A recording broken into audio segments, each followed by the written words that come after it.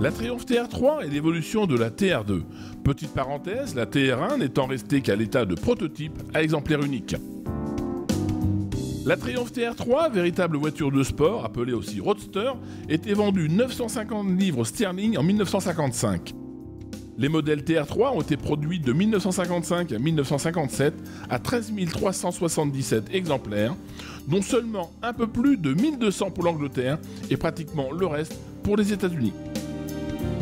Alors voilà, donc c'est une TR3 de 1959, type A. On la reconnaît avec la calandre beaucoup plus large, la bouche étendue. Les phares un peu moins proéminents. Ensuite, on a en option des jantes à rayons. Il y a aussi sur ce modèle des freins à disque qui permettent un freinage nettement plus efficace. Donc là, ce sont des jantes de 78 rayons. Il y a eu deux types de rayonnage. Là, c'est les jantes les plus renforcées. Ensuite, celle-ci a en option un tonneau cover. Comme tu as pu le constater, on a aussi l'overdrive et un chauffage qui était aussi optionnel, ainsi que l'overdrive. Au niveau du tableau de bord, voilà la commande d'overdrive, enlevé et remis. La commande de clignotant qui est positionnée tout en haut du volant, là vous voyez, ici.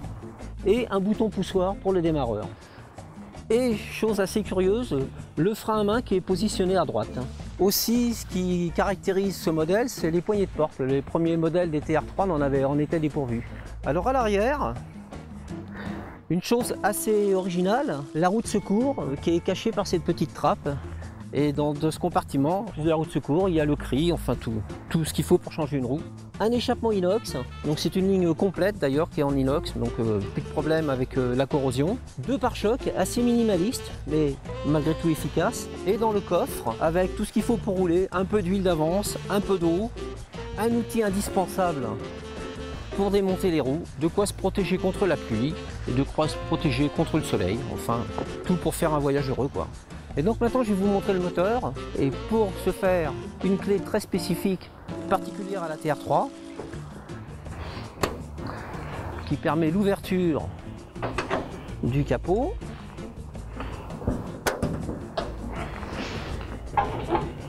Et donc un moteur, 4 cylindres, 2 litres de cylindrée, alimenté par 2 carbus SU à bain d'huile, et des aménagements spécifiques que j'ai fait pour améliorer la fiabilité, c'est-à-dire l'ajout d'un radiateur d'huile et d'un servo-frein. Bien écoute Jean-Claude, ce que je te propose maintenant, c'est de faire un essai et tu vas voir un peu ce que ça peut donner une voiture de ces années-là. Eh ben écoute, c'est parti. C'est parti.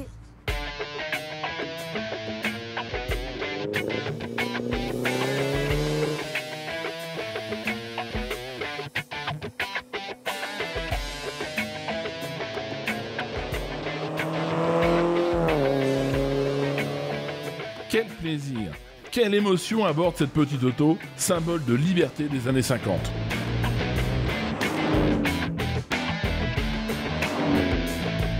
Cheveux au vent, ne riez pas, car ce petit roadster aux allures de grenouille colle à la route sur ces petits lacets de nos départementales de Sologne.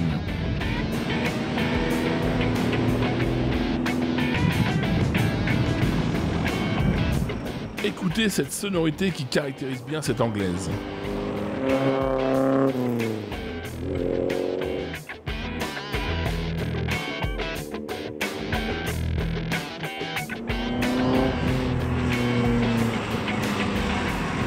Quel immense plaisir de se retrouver quelques instants au volant de ce petit bolide.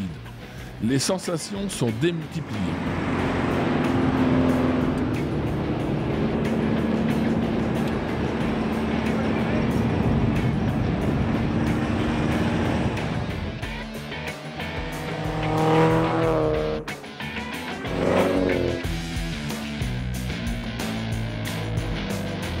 Allez, il est temps de rentrer et de laisser un peu cette belle mécanique se reposer après une journée passée pour ces bels essais.